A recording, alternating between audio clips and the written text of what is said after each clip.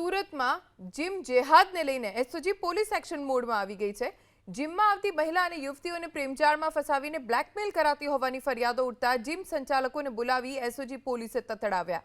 Vesu, Piplod, Rander, અડાજણના gym સંચાલકોને બોલાવી સૂચના આપવામાં આવી।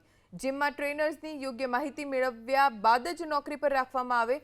જીમમાં આવતી મહિલા અને યુવતીઓને ટ્રેનર પર્સનલ મેસેજ ન કરી શકે। જો પર્સનલ મેસેજ કરી કનડગત કરતા ઝડપાશે તો જીમ સંચાલક સામે પણ કાર્યવાહી થશે। જીમની અંદર વોઇસ સાથેના સીસીટીવી લગાવવા માટે પણ સૂચના આપવામાં આવી।